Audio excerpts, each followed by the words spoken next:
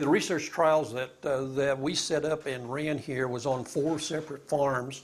They were under basically 4 different soil types. Now these soil types ran from what we have as a silty clay loam to a what we call a fine sandy loam. The fine sandy loam has a very, very low inherited phosphorus content. Silty clay loams, as you might expect, have a much higher level of phosphorus. And what we were looking at on these 4 farms, all of them under pivot, was to see if there was a difference in yield, and was that a yield that we could substantiate all the way across. We got pleasantly surprised. We averaged about a 12.3% increase in our yield. These would be what you would call side-by-side trials. Those of you who are involved in the seed industry know what I'm talking about here, where you put the product on one side. We're not looking at replication here. We're looking at side-by-side, and instead of making short rows, we ran the full length of the field. Now you've got to realize our full length of the field out here is a circle. So we go around the circle. And we were able then to take a look at that all the way around the circle under some varying conditions. Found that the AVAIL averaged about 230 bushel, and where we did not have AVAIL averaged about 205. This was on the 4 trials. Those farms ranged from about 185 bushel to 286 bushel on the high end. And you say, well, why is the difference? Well, these are different fields under different growing conditions. We have one problem here in the Texas High Plains, or in all the High Plains, and that is we are short of water. And so the differences in yield between the fields is due to the amount of water and the kind of water that we had available for the irrigation. It's not indicative of the AVAIL. You have to look at the difference between the AVAIL and the no AVAIL on each field. In looking at the fields, just as you walked into the field, looking at them, it was hard to tell if there was a difference between the AVAIL. In fact, I had several of the producers say, there's no difference here. It wasn't until we took a lot closer look that we began to see that there was an effect of this product on the phosphorus content, and that was in the development of the root system. The root system in our growing situation develops in that about 70% of our roots are in the top 2 feet of soil.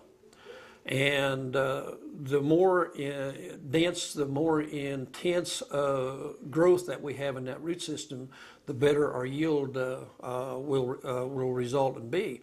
And it didn't take us long to realize that what we first thought was maybe planting depth effect was not. The plants were planted the same depth.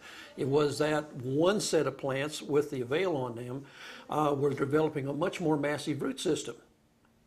And as we started looking in that, phosphorus is one of the main elements that contributes to the development of that root system, that apparently we were having a much higher phosphorus pickup. Now, normally we would see here in the Texas High Plains about a 20-25% recovery of phosphorus from a fertilizer application the first year. But in looking at what we're looking at with AVAIL, I think we probably was able to increase that anywhere from 5, maybe even to 10%. Because as we looked at these root systems, it was obvious that these plants were developing a much more massive type of root system. And the other thing that we seen was that the root system was consistent. Every plant had about the same density of roots, whereas where we did not plant the AVAIL, you had quite a bit of variance in the size of the root system. One thing that we see is that once we developed this bigger root system, we also developed a better stalk.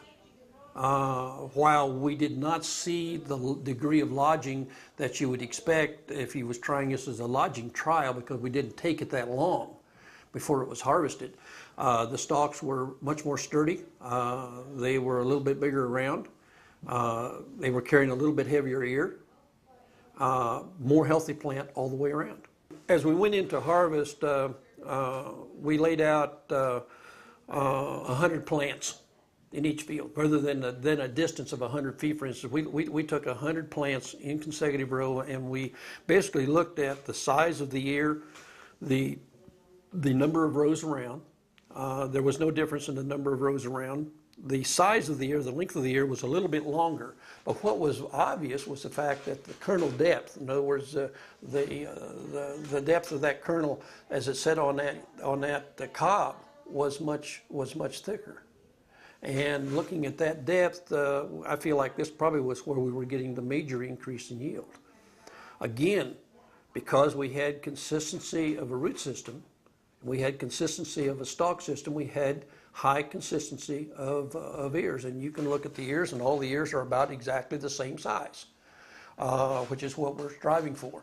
When you compare that to no avail system, we have quite a bit more variance in the ear size. And I have to credit that development of that root system for developing that consistency that we're looking for. Recapping what we've learned in these 4 test plots that we had here in the utilization of AVAIL, we learned that we have a sustainable yield increase of about 12 to 15%, that it does work in almost all of our soil types, that the product is very instrumental in helping that plant develop a root system. I would highly recommend the use of AVAIL on phos being applied either broadcast or or as a side dress or 2x2 to the side of the seed. When we look at the economy of the fertilizer industry, where these fertilizer prices, especially for phos,